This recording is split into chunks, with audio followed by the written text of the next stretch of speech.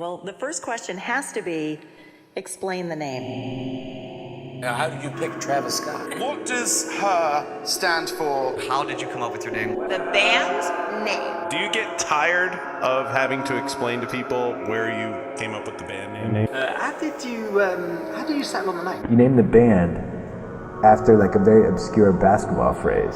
Yeah. Which I appreciate. What was I don't. The Indians originally weren't known as the Indians. They were, of course, under another name, weren't they, before you decided to upgrade it? What was that? Well, we started off in school. So Brian and I were in school.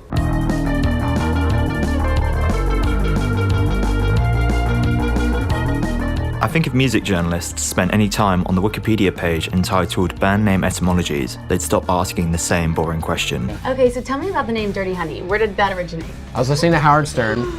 Scrolling through the entries reveals a trend in how bands and artists name themselves, with most origin stories being either mundane, obvious, or occasionally surreal. This being the case, it'd be easy to assume the best course of action when faced with naming your project is to throw caution to the wind, open the Wu-Tang Clan name generator, and book your gigs under whatever the engine spits back. But I consider all surface elements of a project as important as the project itself. So in a world dominated by the dark grey scroll of the Spotify feed, consider naming as branding.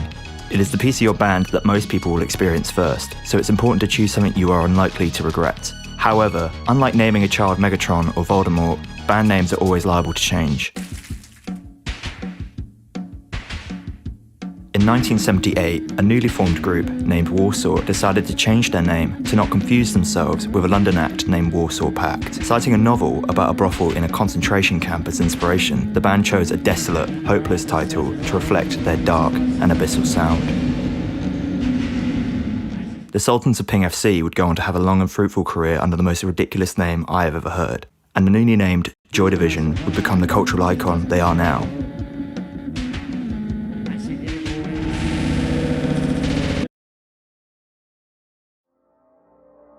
The rhetoric of whether or not a band like Joy Division would have been as iconic as they are now had they chosen a name like Shiwaddy or even Stiff Kittens as Pete Shelley had suggested to them, forms the basis of where I get my strange, abstract ideas about naming projects. To begin, I think a good name communicates music implicitly.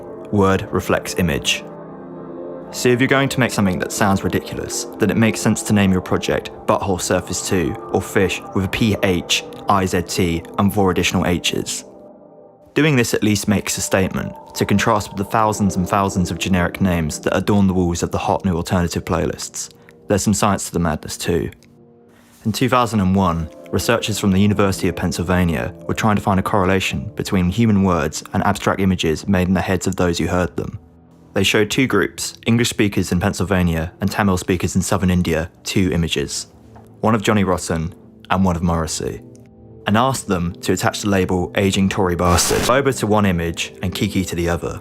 The results reflected a previous study done by German anthropologist Wolfgang Köhler. If you show these images to people and say, in Martian language, one of these 2 figures is a boba and the other is a Kiki, try to guess which is which, 95% of the people pick the left as Kiki and the right as boba, even though they have never seen these stimuli before. Transpose this idea onto bands and their names, and you get a sense of what I mean when I say there is such thing as a fundamentally bad name. Because I like them. But who is Greta Van Fleet, or is this a mystical person of, you know? It's both a real person and a mystical being. Person. Really, no. There's a woman in our town, Frankenmuth, and she's, I guess the name is Dutch, but she's one of the town elders, pretty much, as we say. Still is. Still is, yeah. And so, we never met her, you know, or knew who she was, but the name it had come across, it was like, oh, that's really fascinating. That sounds like it could be a really cool band name, you know? So it was Gretna Van Fleet. We took the N out because it was going to happen inevitably. Right, yeah. While researching this, I read about a Swedish metal band who decided to name themselves Teddy Bears as a smart-ass power move. If you're familiar with the Swedish or Norwegian black metal scene, you know back then every band was called things like Corpse Grinder from Hell, so we called ourselves the Teddy Bears as an anti-thing. We were the hardest rocking band in Sweden, and we're calling ourselves the Teddy Bears. So primarily, the idea for the band was fronted by the name. They were a Kiki who pretended to be a boba for kicks. Not a new idea, but the fundamental error of their naming was in the denial of who they were as a band. As time has shown, the name prefaced an eventual departure from the attempt to be Sweden's hardest rocking band, as Teddy Bears began to fit the name entirely by making electropop for their third album, Rock and Roll High School. They also decided to make a shit ton of money by releasing this with their side project. In school. Many genres have conventions and styles that start with how their bands are named, and the listening public have come to expect certain music from certain names. So to go against those conventions can sometimes be to be in denial of the music you are making. So you might as well embrace that fact and call your project for what it is, a 1920s big band revival all-white ska group called the Cherry Poppin' Daddies.